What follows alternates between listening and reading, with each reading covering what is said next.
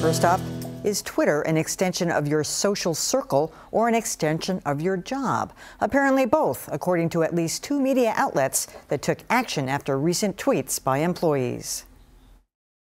While Sirius Radio is known for its no-holds-barred offerings, including the witty and profane Howard Stern, it seems the satellite radio company does have its limits. After Anthony Camilla, half of the popular The Opie and Anthony Show, went on a racist, sexist, and vulgar tirade, so vile we can't show it, the network promptly dropped Camilla like the proverbial hot potato. Over at NPR, a tweet and the network response was far more nuanced. NPR education blogger Anya Kamenetz used an official network Twitter account to say that she reaches out to diverse sources, but that only white guys get back to me. Faster than you can say incoming, Kamenetz apologized and said she should have put it out on her personal account. But NPR Standards and Practices editor Mark Memmott says even that is unacceptable, writing, "If you wouldn't say it on the air, don't say it on the web." All right, so should tweets be held to the same standard as on-air comments? Joining me to hash it out are John Keller of WBZ, Callie Crossley of WGBH News, and Dan Kennedy of Northeastern University. Well, as the cliches go, that cat is out of the bag. There's no way you can separate your personal accounts from your professional accounts. I mean, don't we all have them intermingled as it is now on our iPhones and all of our devices? Half the time you don't even know which one you're emailing from. I think Mark Memmott makes absolute sense when he says you can't say something on the air or in a tweet that you wouldn't say on the air. I don't know. Maybe she should have said that on the air. Maybe it wouldn't have gotten that kind of reaction if she'd put it in a better context. But there's just no way. Well, that particular tweet was going to get her in trouble no matter what forum she chose to say it, tweet it, type it, or whatever. True. And, I don't think that you can hold the two to the same standards, but on the other hand, you have to approach this with a little bit of intelligence. And I think the scary thing is that those of us who are on Twitter a lot do sometimes feel like, we're just 2 or 3 ill-considered tweets away from losing our jobs. Yeah. And you do have to be careful. You have to use some common sense. I do think that for a journalist, Twitter can be a place for kind of probing around a subject and discussing issues that you aren't quite ready to put into a story yet. Mm-hmm. So I do think that the standards are a little bit different, but nevertheless, you need to be tweeting as a journalist, and she clearly wasn't. There's a lot going on here. First of all, which one? Opie, Anthony, whichever one got fired. I mean, Anthony. That was just unreal. Hopefully Opie to follow. Yeah. I mean, there's really nothing to be said there, and nor is he a journalist. So, no. We have a situation there where that's just an extreme example of what possibly could happen. One of the interesting reasons why they took him out, he isn't a journalist, and they get away with a lot of stuff. So, wow, he really crossed the line. Yeah, absolutely. So, having said that, now let's go to Anna Kamenetz, and there's a couple of things I want to say.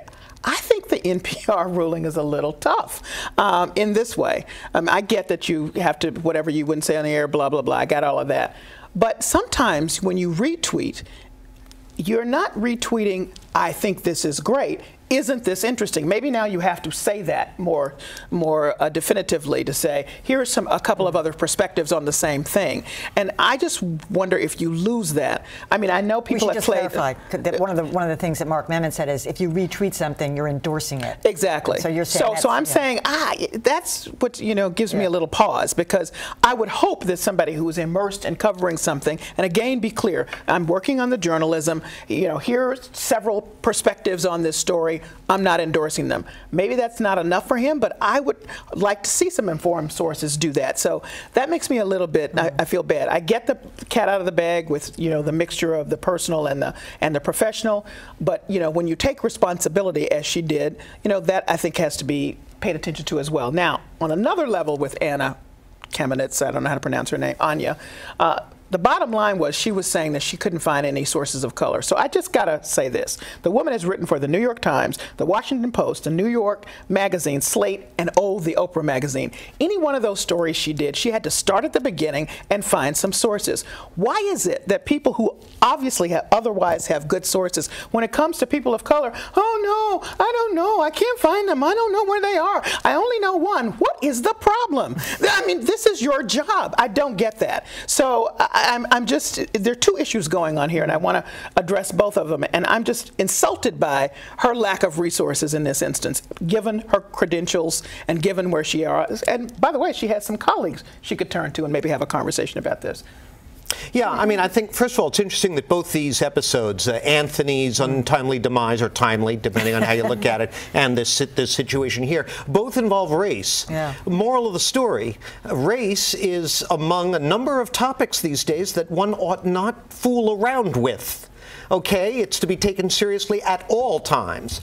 And I think a broader issue this raises is the question of editing, the art of editing, whether being edited by someone else or self-editing. Good journalists practice that art. I would assume, given Anna's list of credits here, that she's been edited, that she's had some experience with self-editing. Whatever, that experience failed her in this case, and it appears to fail a lot of people in this new media landscape. I'm wondering if the art itself is dying out. And, you know, I don't want to start talking about what are journalism schools teaching these days, harumph harumph. But a lot of these people aren't going through journalism school. I certainly didn't. But if you don't learn early on the value of self-editing or a good edit, you're behind the eight ball. Number one note to a journalist: don't make a phone call or a tweet after midnight. It was 2:40 in the morning when oh boy, wonder if alcohol was a factor. I just wonder. Wow. Yeah, and by the way, he was not playing with race. Right. He was kind of exposed. Yes. He pulled off the skin and exposed the bug inside. Right. It was worse towards women, if you ask me. Yes, Yeah, it was well, horrendous. If it's Vulgar in possible. both levels. Yeah.